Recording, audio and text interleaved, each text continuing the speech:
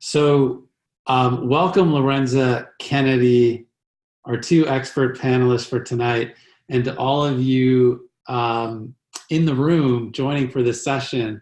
I'm really excited to welcome you to this First in Talent Accelerator workshop. This is the second one of these that we've done, and this is part of a series of workshops that we do for the District C community, and particularly for the District C student community, both current and past alumni.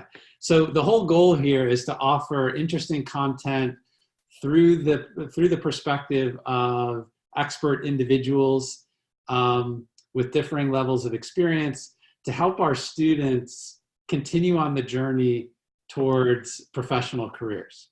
And so the topics of these First in Talent Accelerator workshops are, of course, different every time. Last time it was about how to use your District C experience to represent yourself in a college essay or in a job interview, etc. This one is on LinkedIn and the power of online networking. And as I mentioned, we've got two great guests to help us better understand LinkedIn and how to use it to your professional advantage. I want to talk a little bit about just some logistics and ground rules for this session. So for those in the audience, if you could keep your audio muted, your video off, that way we'll have just the three of us on camera and on audio. That way we can kind of control the dynamics of the room a little bit better. But you can, if you would like, carry on a conversation or ask questions through the chat window. To get to the chat window, just hover over your Zoom screen, go down to the bottom.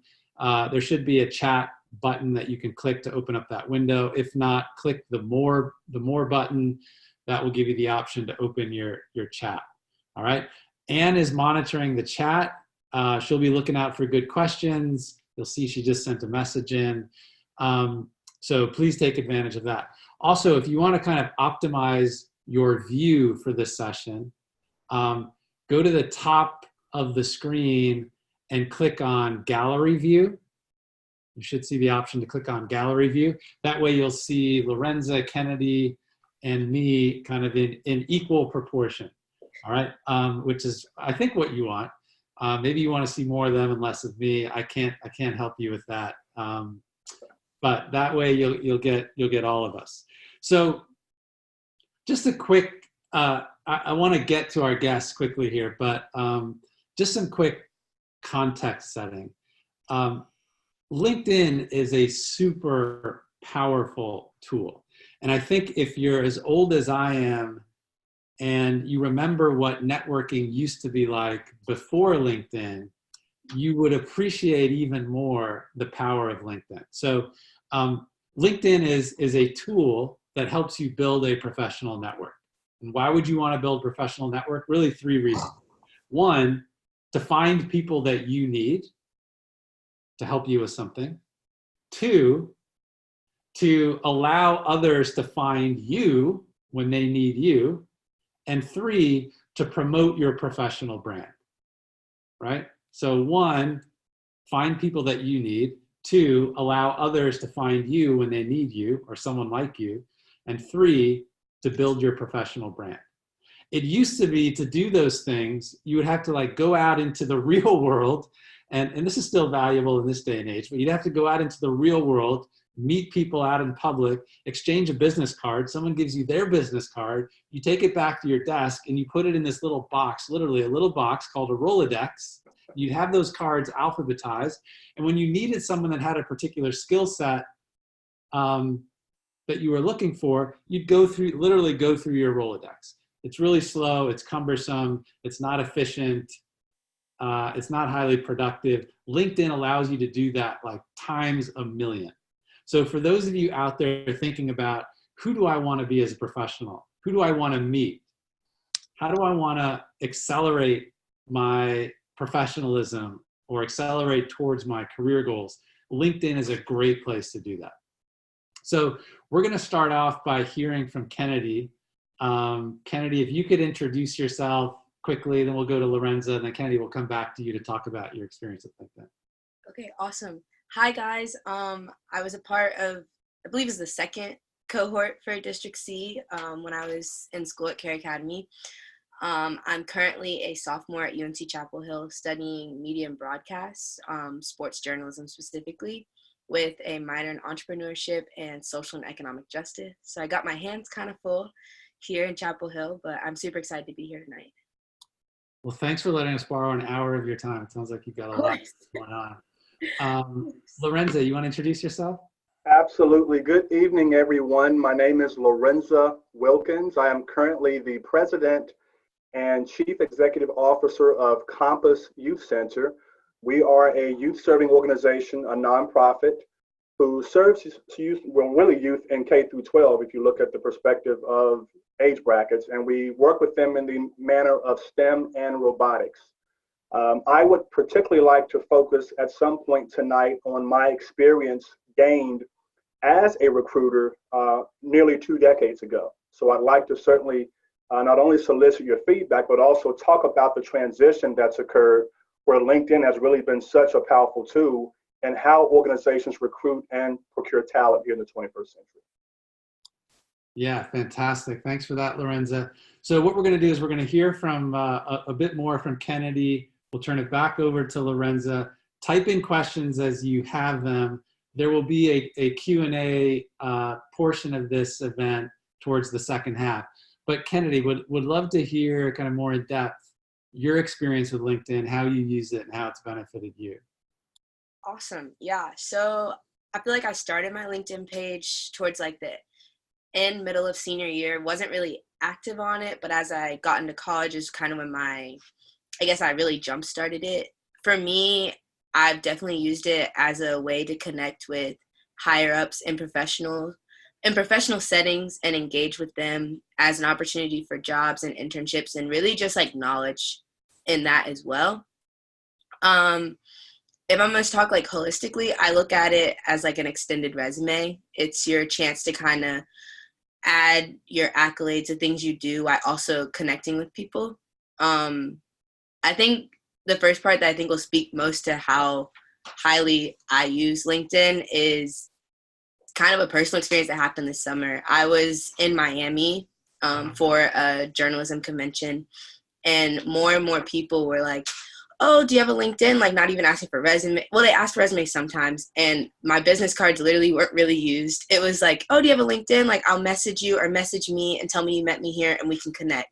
And from there, I've made a lot of connections with different, like for me personally, it would be news stations and talent and things there. And I think for people in our generation, it's a good way to mesh higher ups and like older generation, I would say, in the most respectful way, mesh our two worlds and bridge that gap of kind of, oh, like they're really in technology, and like how do you connect with somebody that you feel is kind of, you might be intimidated by, like these are people I was meeting that are in positions I'd want to see myself in a few years, and like how do I connect with them and really establish that for myself. What are my other talking points? How did I get started? I basically took my resume really with everything that I had done, and I plugged it into the website. It's really user-friendly once you get the hang of it, plugging in what you've done, what year. It's kind of like a resume, what year you did it, and like kind of a little either bullet points or tidbit about what you benefited or what your role was in that position. So I started like building that up. I started off as wanting to be a STEM major, so everything I had in there was really STEM oriented. And you're going to find that this is a living document or a living website, so it's going to change. My LinkedIn looks very different than it did a few years ago or a year ago, as I transferred my passions, as I got involved in different things on campus specifically. So I did that. I have definitely put in more college stuff since high school. I'm trying to think what else I wanted to touch on. Also, who you connect with is really important as well.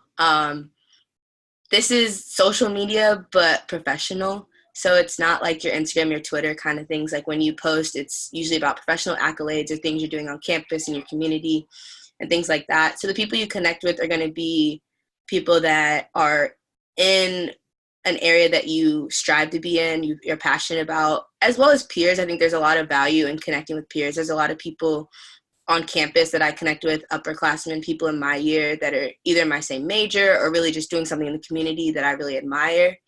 I use it as an opportunity. I call it like my professional Instagram. Like when I go and scroll through, like I'm not seeing pictures of your vacation, but I'm seeing pictures and write-ups of your accolades and the things you're doing. And yeah, I feel like I'm missing a few things, but hopefully questions will come that'll spring my memory. Yeah, this is fantastic.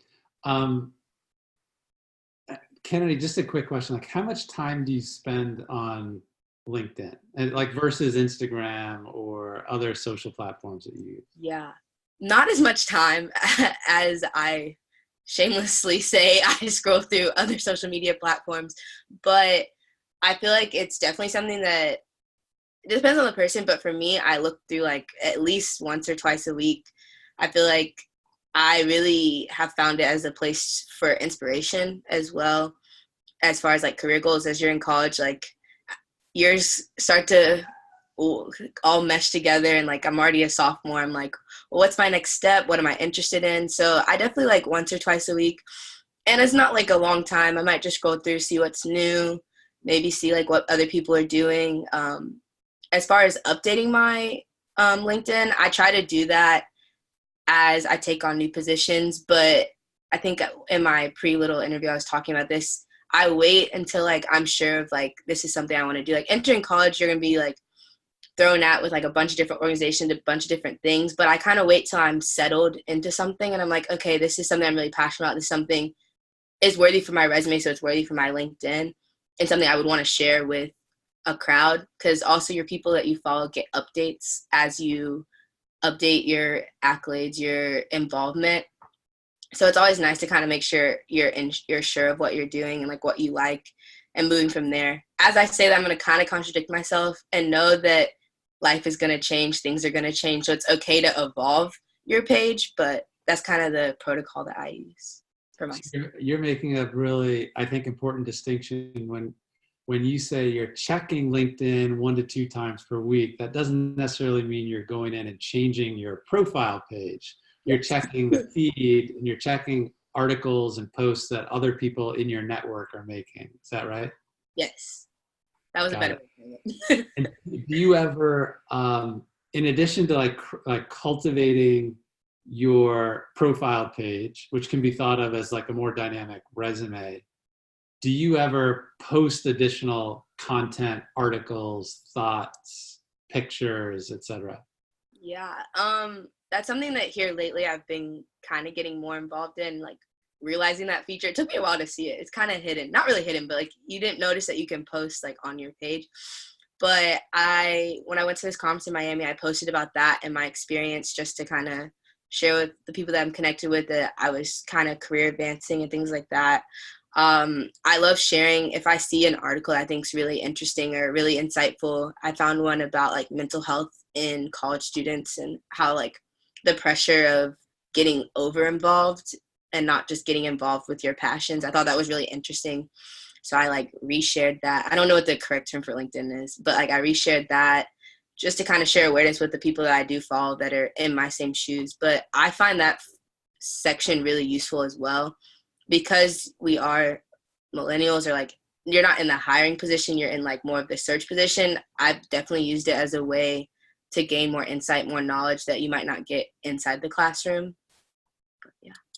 Yeah, this is a great. I'm glad you mentioned like the way that you're using your feed, the feed that you're getting to like and share things. I think one important distinction is like when you're on Instagram, like you just tend to like stuff that comes through because it's a friend or whatever.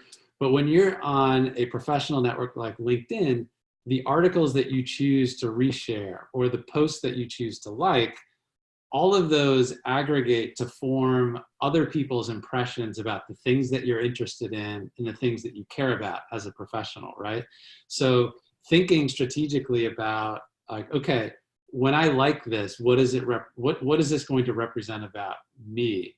I don't know how much you think about, that before you click the button. Any insight on that? No, it's definitely, I feel like, more intentional. I can find myself scrolling and clicking through Instagram, but in LinkedIn, like, I'm definitely taking the time to read the article if it incites you. I'm not saying you have to read everything that goes through your feed, but reading it, like, seeing what's inciting me, exciting me. I think also I love the feature of, like, the job posting and internship side of it as well. When you're connecting with professionals, you can kind of follow companies as well that you might be interested in, kind of see what internships. And I feel like more and more companies are posting even their college or like high school entry level internships on LinkedIn as well, as that shift of range of people that are using the website is going. So that's really exciting. I've found myself here lately looking for summer internships start so early, looking for ones that I would be interested in applying to. And also, like, as you follow more professionals, they'll like highlight the ones that their companies are having. And it's an awesome way to get your like toes wet and that kind of stuff. Yeah. Yeah, that's a critical part, the job seeking / internship seeking. Awesome. Kennedy, we'll come back to you shortly. Lorenzo, would love to hear from you on how you think about LinkedIn, especially from kind of a talent recruitment perspective, and any insights that you have. Fantastic. So Kennedy, outstanding job segueing into how the LinkedIn really serves as a pretty good blend of personal and professional networking. When you think about nonprofit work, but also for-profit organizations, and also the presence that you have there to connect with individuals who serve humanity, but also those organizations that are clearly identified as organizations who want to turn a profit. You have the luxury of sort of going between both if you're on LinkedIn. As an example, if you're part of a social organization such as a sorority or a fraternity, that's a way to really make not only state and local connections, but you're also going to be plugged into that national and potentially global network. And with that also comes opportunity for networking on the professional side. So when you look at it from a talent assessment perspective, organizations now have transitioned from the antiquated system of, you're putting out a job description on a newspaper or even in some cases on a search engine. Well, now most employers and or consultants are going directly to LinkedIn to identify talent based on how you have set up your profile. So in essence, you now have the ability for jobs to come to you even if you're not in search mode. And LinkedIn, again, has a very, very powerful tool in that, you're exposing yourself to those who are not only capable of offering jobs, but also helping you to develop on the social side, but other areas of what you'd like to accomplish as an individual. I would like to also add that when you think about other social media platforms such as Facebook, Twitter, LinkedIn is also important because you really, in my opinion, there are three specific areas that you can focus on that will become one pathway to development, but also to growth. And when you look at talent assessment, it's okay to land a career, but you also want to understand where is that network of mentors who can help me get to the next level for whatever position I'm hoping to achieve later on down the road. And when you're able to connect with individuals who sit at high levels, at VP levels and above, oftentimes they spend up to 20–25% of their time developing the next cohort of leaders. So if you're dialed into LinkedIn, you're not only going to give yourself an advantage of gaining a career, but you're also going to be placing yourself on the inside track to get that so really important networking that's going to plug you into mentorship that helps you navigate some of the pitfalls that ordinarily you may not have a chance to address if you were not plugged in.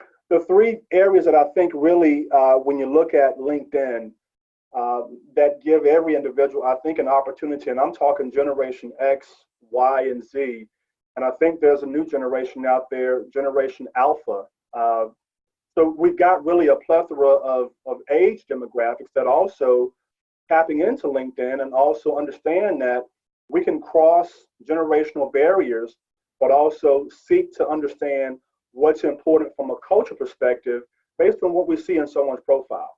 Um, Kennedy mentioned she really was once into STEM, and that's important. If you happen to want to dive into a volunteer opportunity, someone would notify or see that in your profile and decide that, hey, maybe here's a chance for you to work on an area that you'd like to commit to or give back to. And that is going to be also another pathway or connection that could possibly spill over into your professional career as well. So again, it's a very good platform for merging the personal and the professional development.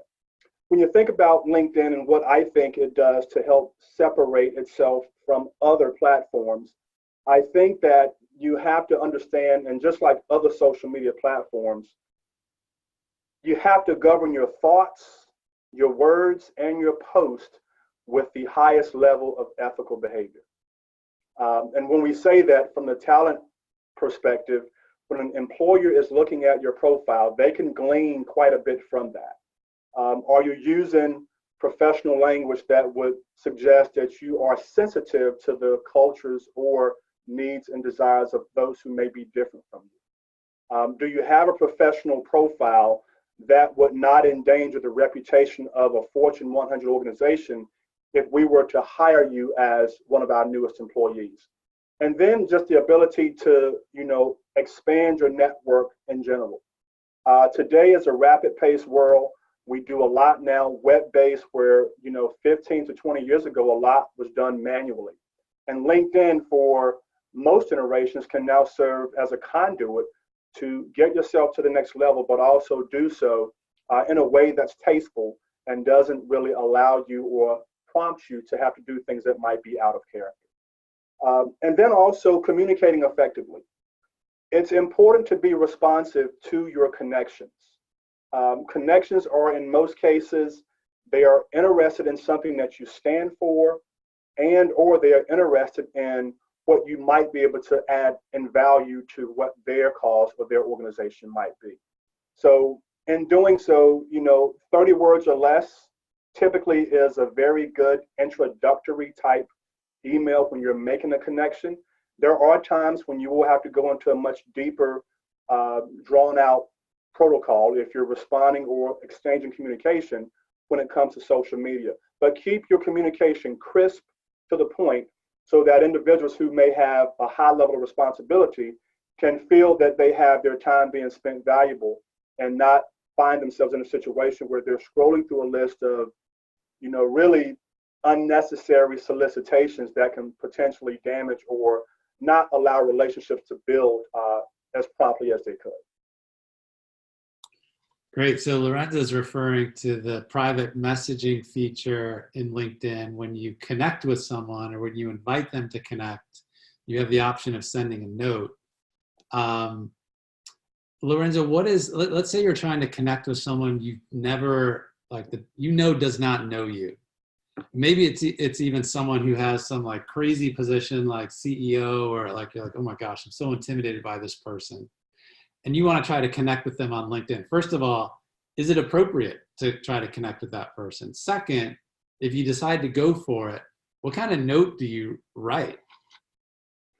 Absolutely. So consider this as looking at a common denominator.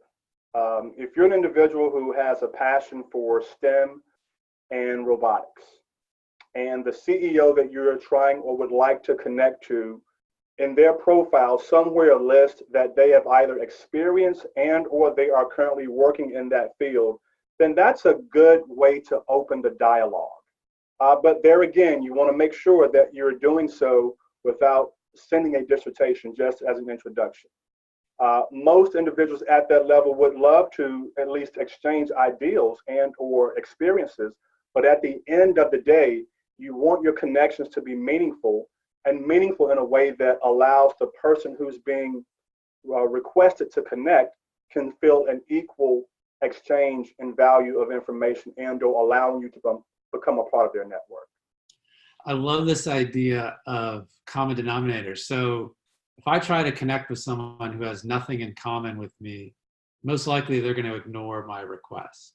But if it's a complete stranger and we went to the same college, or we worked at the same company just at different times, or we have a shared interest around a particular industry or topic, and I mention that in my invitation, they're more likely to say, oh yeah, I've got something in common with this person. We've got a common denominator. I'm going to say okay to that. I love that rule.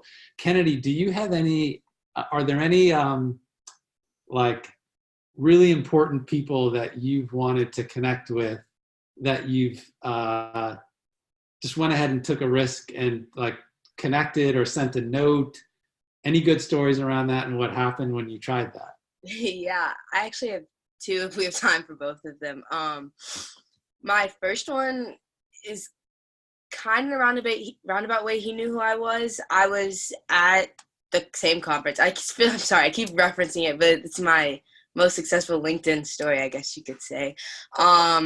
He works for the ESPN Next program, which is basically they take seniors in college and they spend a semester at ESPN remotely or actually there.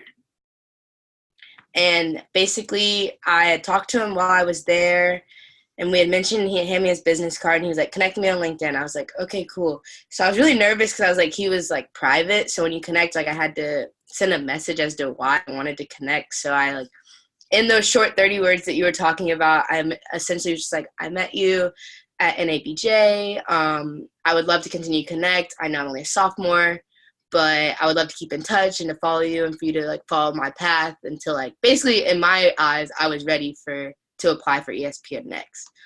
So I sent it, took a while for him to like accept it. And then I finally got notifications like you're connected with, his name's Brian, but that's besides the fact, but you're connected with Brian. And I was really excited. I mean, from there, it was just kind of like following what he was posting and seeing if he was following what I posted.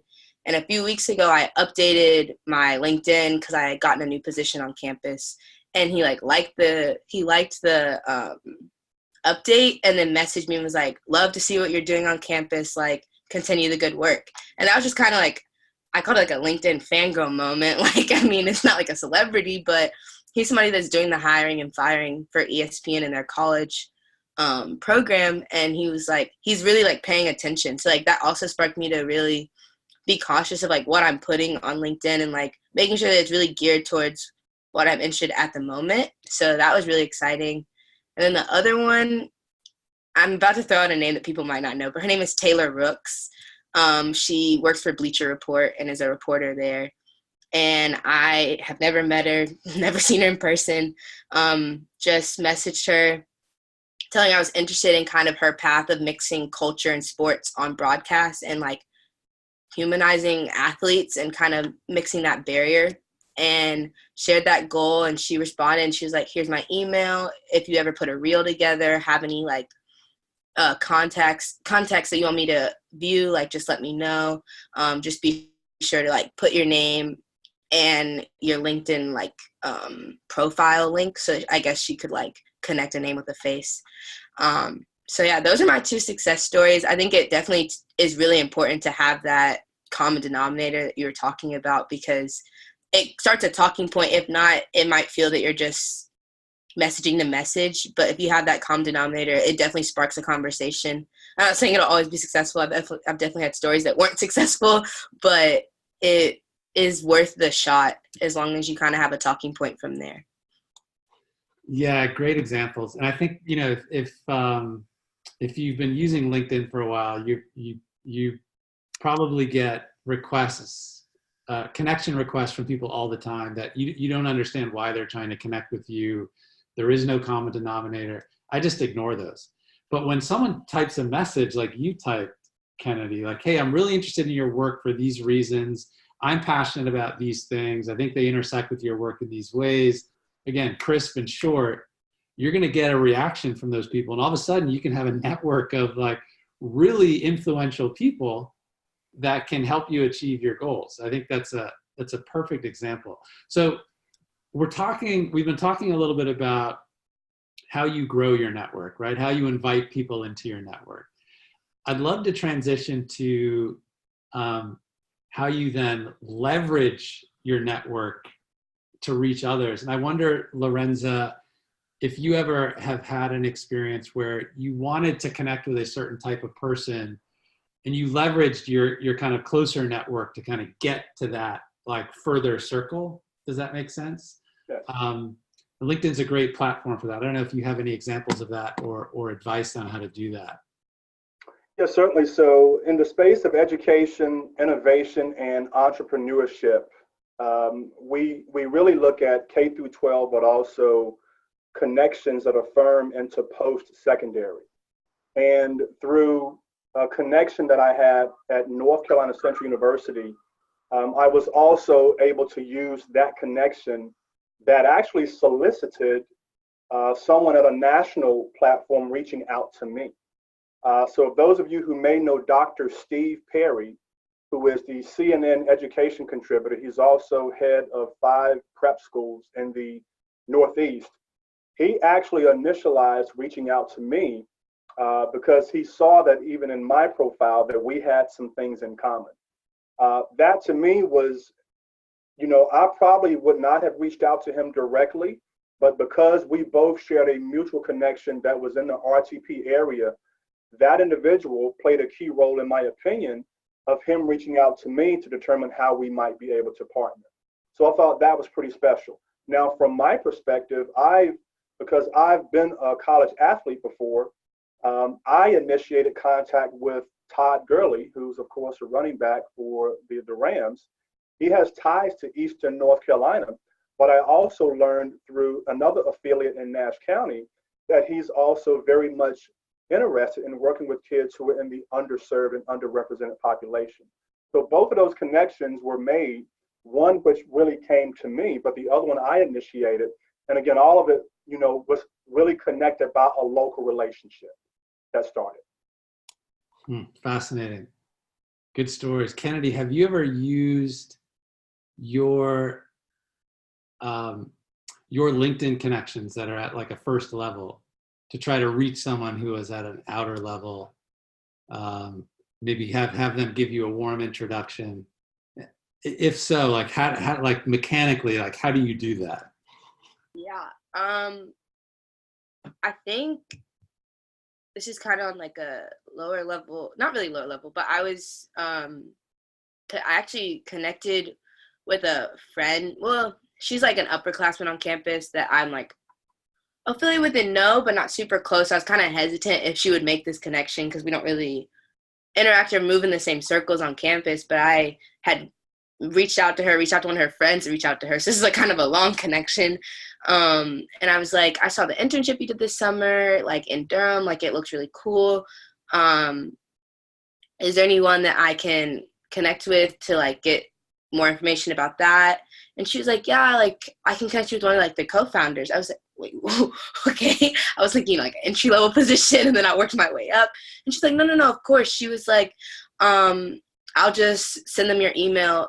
And of course he goes, and your LinkedIn website. I was like, what? Like it was really crazy that like she was like, yeah, he was like, just send me her email and her LinkedIn and I'll just like check it out and get back to her. It took him a month, but he did. And I think that was like an entry level, like it's a Durham startup that's works with like the media on our campus. And it came from like a junior here, simply just kind of reaching out to her and not being afraid to even do that. Cause there can be the barriers of like lower classmen, upperclassmen, and just kind of taking that leap. That was like kind of a connection. And you did all that through LinkedIn? Yeah. Well, I guess the initial connection was more through like in person, but the higher up or the second connection was through LinkedIn. Got it. Yeah, it's I know Ann has talked about this as well. It's interesting. In the work that we do, we're constantly trying to meet people who we know about, but we assume they don't know about us. And I'll tell you, like the first thing that I do when I have like a target in mind, someone I want to meet or I want to write a note to, is I go to my LinkedIn account, I search for that person in LinkedIn, and I look at their connections. And LinkedIn has this beautiful function where it will show you which connections you have in common with that person. So if I want to meet person X and person X has a connection with someone that I'm also connected with, what I will do is go to that common connection and ask that person to introduce us. And through LinkedIn, you can have that person write a message to introduce the two people. So it's a go-to primary tool to like get to those outer reaches of your network in a way that is really powerful, quick, and productive, because generally when someone gets introduced by someone they know, they're more likely to want to connect with that other person. All right, so we've talked about like building the network, leveraging the network. What about, let's get back to like profile and brand building. Kennedy, when you went to build your profile for the first time, how did you decide, okay, I'm going to include this, I'm going to exclude that, I'm going to write about this, I'm not going to write about that? Like, how did you make those decisions? I feel like my main, like, I guess question I asked myself is, would this be a talking point if somebody were to bring it up in an interview or a conversation? I think that's really useful. Not saying that everything that you put on your LinkedIn, you have to be able to like go into a 10-minute spiel about what it did to improve this or move this, but like it's something as simple as like, was I going to put my high school, or like I'm in college now, so like is my high school really necessary? I opted to keep my high school on there because I think it was a really transformative time for me as a student. So if somebody one in the area could recognize Cary Academy, which is where I went, and be like, oh, like, I didn't know, like, you went here, like, I go here too. Because I did stay in state for college, that's really likely to happen. I also knew that it was gonna, if somebody were to bring it up, it was a talking point for me to talk about my expansion into technology. As far as, like, experience and things like that, I kind of kept the same idea. I left my, like, Girl Scout stuff on from my gold award and my silver award and things like that, because I felt like they were something that was a talking point, something that was essential into creating Kennedy or creating my brand. So I think my main like question I asked myself was like, is this something that like if they were to ask me about it, I'd be able to give like a reason as to why it was there. Like there was a talking point about it. I think that's a good way to start. And then from there, as like your passions evolve, and I feel like as you get more involved in different things, you might cut some things out because it might not be as relative. I feel like if I were to 5 years down the road be in the workforce, like there's going to be things that aren't going to stay on there, but they're relevant now as a college student to show my well-roundedness or things like that. So when you say, I love this rule, I'm going to put stuff on there, only the stuff that I could really explain to someone why I've included it. And what are some of those reasons as to why you would include something? You mentioned transformative experiences in your life. You know, Cary Academy was a place where you were transformed in a certain way. That's something you could talk to or speak to, so you put it on. What are some other examples?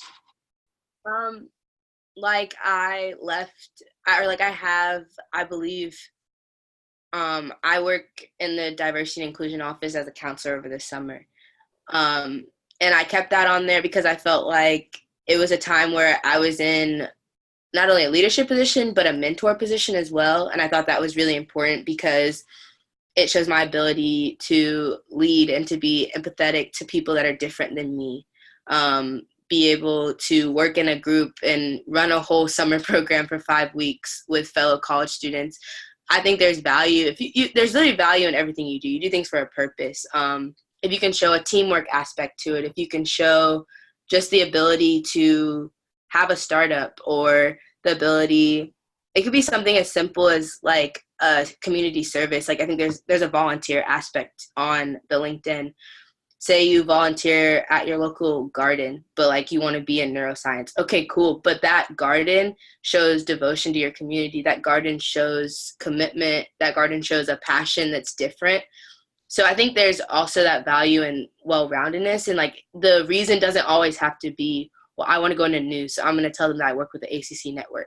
No, I was a counselor this summer, and that gave me teamwork ability that would be needed in a control room. That would give me the ability to empathize with different people, because I would be working with people from all different backgrounds. That shows like a worldly view or a diverse view that I have. So I think you have to like, it's touchy, and it's very much so, I think, personal as well, as far as what is a talking point, but it can be broader than just like career or aspiration, goal centered. Great. And so that's the perspective from someone that is in more of a seeker mode, so seeking opportunities, building a brand.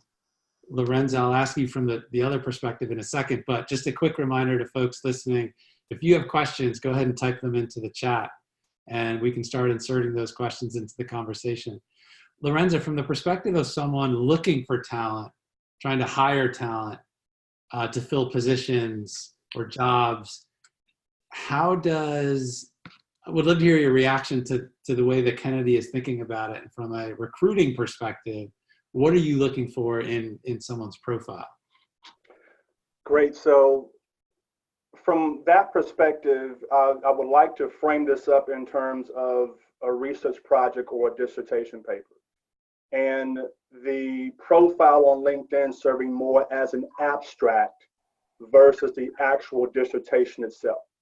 So we're looking for a snapshot that has equal balance, again, on the personal and professional side, whereby the recruiter or the person who's looking to see what skills you offer to the organization and how those skills, attributes, and education would enhance their own value, then they want to see that in less than a novel.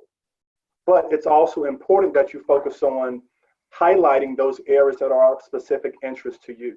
So to me, again, it goes back to having equal lenses focused on the professional side of what you're able to do and what you have accomplished, but also, how can you translate that into something that's personal that will also add value to that organization? Because at the end of the day, the organization that's recruiting you is only as great as its human capital. So each person that they add to the team, they like for what they do, perhaps in their social or personal side, to, if possible, add value to the organization in the professional lens. Fantastic. Is there any, you're a seasoned professional out in the world. How do you think about what to include on your profile personally? Well, obviously, your education is important. We live in a day and age where education, as we've always said, is not a guarantee, but it does, in some cases, filter or eliminate the competition. So you do want to highlight your education because at some point, the skill set that you're being sought after it'll be important for that organization to know that you can perform at a certain level. Other information I might want to include, and treating this also sort of like a resume where you kind of keep most of your information at 10 to 20 years as far as your background is. As you transition more to the workforce side, that's what you want to focus on. Because what will happen is that the information that you look to include will become a little bit more redundant, but it will also extend a potential resume beyond the 2 pages that most employers are looking to review. But in addition, I'd also want to include any professional certifications that you might have. I'm a certified green belt, where organizations that are looking to become efficient and lean might see that skill set or certification as a value add to their team. That's something you also would want to include in your profile. Got it. And what's your view on things like, as a talent recruiter, things like empathy, teamwork, collective spirit? And a lot of the students in the room here are going through District C or have been through District C, and they're working on being great collective problem solvers. As you were recruiting talent, like what kind of priority did you put on that? I mean, Kennedy, you mentioned like you're trying to highlight things that showcase your experience working with others. Lorenza, what was your perspective on that as a recruiter? That skill set's invaluable. And so much so because we know that the demographic in the United States is changing.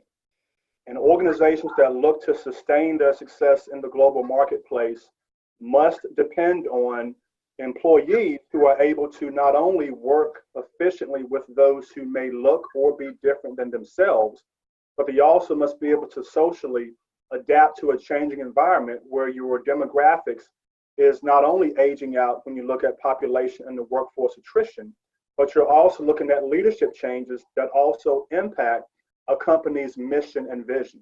So when you compare the social preparation that might go into, being able to solve issues on a team, the ability to be a self-starter, conflict resolution, those things are equally, if not in some cases, more important than the actual skill that it takes to perform at a high level in that position. That is, I think, an important message and great context for the work that we do together at District C. So Ada's got a question. I think I can probably tackle this one.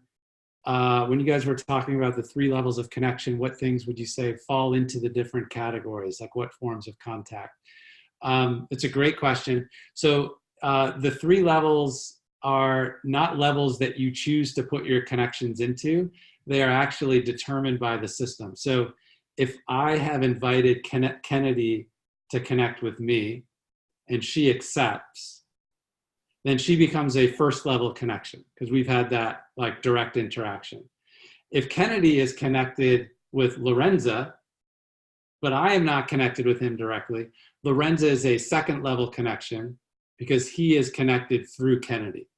So it's like, degrees of separation.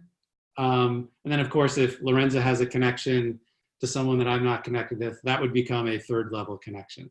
And there are different levels of access that you have to each of those levels of connection. So depending on someone's profile settings, if someone is a third level connection, you might be able to see their profile, but you may not be able to send them a message directly. So that's kind of, I hope that answers the question, Ada. Let me know through the chat if it does. Kennedy, if you had to give like a piece of advice, so for someone sitting in the room who's maybe a junior, senior in high school, they're sitting here thinking, this is really interesting. I should really be on LinkedIn and I'm not. And let's assume they want to get started immediately. This can be pretty intimidating, right? Like we're covering a lot of topics here.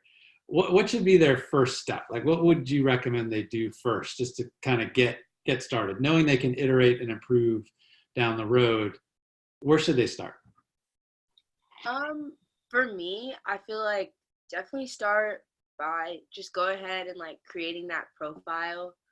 And then I found it really useful to kind of look at other people in my same area or like, I guess, level as far as like college students, high school students.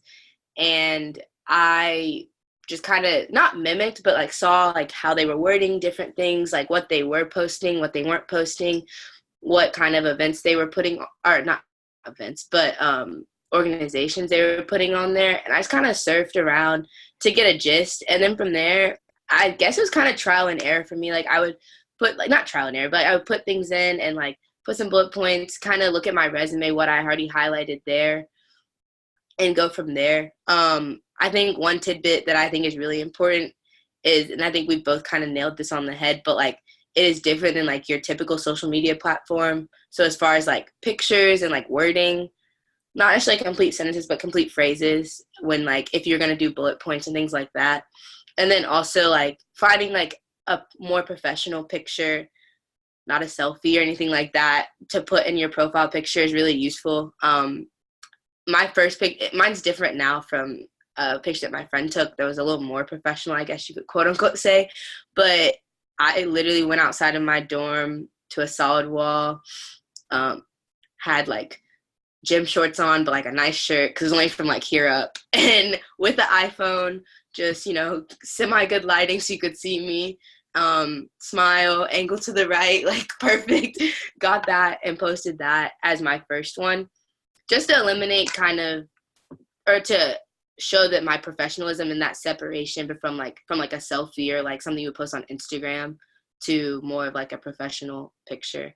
I'm not saying I have to go hire a photographer or anything, but, just recruit a friend and an iPhone and a nice, decent top, or for girls, if you want to wear like a dress and just have like the top part of it. That's what I started off with. It's great advice. I mean, the professional photo, some of you who have been in District C or upcoming in District C, that we do headshots on the first day. You could use that if you like yours. But Kennedy's advice to, make it more professional than maybe your typical Instagram photo. I also want to come back to this. I was really struck by your advice on the first thing to do. I was expecting you to say, start putting in your topics or your experience, but you didn't. You said, go look at a few profiles of someone who you think might be interested in similar things, and just notice the way that they have built their profile, and maybe take some things that you like, take some things that you don't like, and that will help you kind of build your own sense for what you want yours to be. That's really, really good advice. Lorenza, do you have anything to add? Any other advice for someone just starting? And maybe even like, who are the first few people they should connect with once they've built their profile? Like, how would you think about starting that network building from like person number one? Certainly start with those individuals and or organizations that you have a high level of respect for and for the mission and vision that they stand for. You really want to focus on, again, customizing your image and your brand so that there's room for that brand to grow and evolve along the way. So if you're, let's say, an entrepreneur, it's also important to understand that you're possibly going to be creating the potential to connect with donors and potential funders. So you want to understand before you start to create your profile, what's important to that donor and or sponsor that could possibly fund your business if you're an entrepreneur, and how you want to be able to layer and customize your content as you evolve and your connections in a way that also feeds into the narrative of what they're trying to accomplish as an organization. I see. So if you have kind of a target organization or person or kind of person that you expect to be looking at your profile, you might kind of tailor your profile to genuinely represent yourself, but in a way that might appeal to that audience. Absolutely. Yeah. I've got one great LinkedIn story. I think this was my biggest LinkedIn success. I mean, to your point, Kennedy, about like your best LinkedIn moment or experience. So Ann and I were, thinking about District C stuff and this idea of collective work and what it means to be a high performing team, and how we can better coach our students to be high performing teams and operate within those teams. We came across an article in the New York Times, and it was about Google and how Google thinks about building the perfect Google team. And it was the article, this really long article in the New York Times. It's actually like a semi-famous article. I mean, so many people reference it these days. It was from a few years ago. But they kept quoting this woman from Google who had done all of this research on what makes a high-performing team. She had spent like 2 years with a few other people, spent millions of dollars to figure out, like, okay, what makes a great team? And so Ann and I had done this research. Go, wow, we have to talk with this person. So, of course, first place we go after reading that article is LinkedIn. Like, let me see if I know Julia, which is her name. So, or if I can find Julia, rather, on LinkedIn. So you go to the search bar, I typed in Julia, last name, and she pops up. I'm like, okay, well, let me look at her profile to see what she's doing now.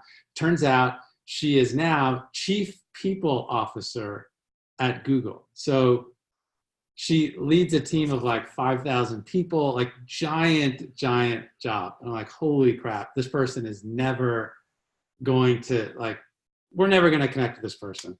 So I'm like, all right, what's the next step? So found her on LinkedIn, and I start thumbing through her contacts. I click on her contacts. I start looking through her contacts. Bam, this guy that I used to work with in New York went to business school with Julia, and I know this guy well. So I'm like, holy crap, this is fantastic. So I send Jason a note. I'm like, hey, Jason, I noticed you're connected with Julia. Do you think she would ever want to talk to me? Here's why I want to talk with her. And if so, would you be willing to connect me? So he's like, oh yeah, totally. I know Julia well. I was on one of her project teams back in business school. Totally, this is a no-brainer. So he connects us over LinkedIn. Next thing you know, we've got a conversation. I had a chance to talk with her on the phone for 30 minutes. Never would have happened without LinkedIn, and never would have happened had I not like been like curating and cultivating my like network, right? If I hadn't been connected with Jason, I would have never gotten connected with Julia. So just another illustration of the power of this platform. And I know many of you are thinking about getting onto LinkedIn if you're not already. Hopefully this is a good motivator and a good compelling force. I'll give, great point, Ann. If you are connected with me on LinkedIn, I can now help you connect with Julia. Yeah. So this is how this stuff works. No longer the little box on your desk with the cards in it. Digital profile, it works wonders. So I want to give a last word to each of you, Lorenza and Kennedy. Any kind of one lasting message or really critical point you want this community here tonight to walk away with? If you had to give like one piece of advice or one suggestion, what would that be? And I won't put one of you on the spot by asking you to go first. I'll just get off the mic, and whoever wants to jump on, you can jump on. I'll be very brief, and I'll relate back to 3 points made earlier. Sort of your keys to success, regardless of whatever area you decide to go in. And first and foremost, that's to communicate effectively. Secondly, again, govern yourself with the highest of ethical behavior. And then third, know how to expand your network. And that's a lot of what we've been discussing tonight with respect to LinkedIn. Those 3 principles, if you exercise them regularly, then you can see yourself actually moving up and moving through a pathway in life that's going to suit whatever your desires are on the personal and professional side. Great advice. Kennedy, last word. Okay. For me, I would definitely say remember like quality over quantity, especially like in high school and things like that. You're going to look at, when I say go look at pages, you might look at pages of like big time people and like don't degrade what you're doing and the value of that. So as you're building your page, remember like quality over quantity. Also, this is kind of shameless plug, connect with me on LinkedIn if you get on LinkedIn. I would love to see what everybody in District C is doing. That's super exciting for me. So, and I'm also here for a resource if any like college students or high school students want help. Thanks for offering that. Everyone should know Kennedy's going to be a famous sports journalist or broadcaster. So you want to be connected with her, that's for sure. But honestly, connect with all of us. I mean, this is what this community is about. Thanks for raising that, Kennedy. Thanks everyone for being here tonight. We're at the top of the hour. We've recorded this. We'll make the recording available through Slack. Thanks for being here. And thanks to Lorenza and Kennedy. Awesome perspective. It's been a pleasure, everyone. Have a great night. Yes. Bye. Thanks, everyone.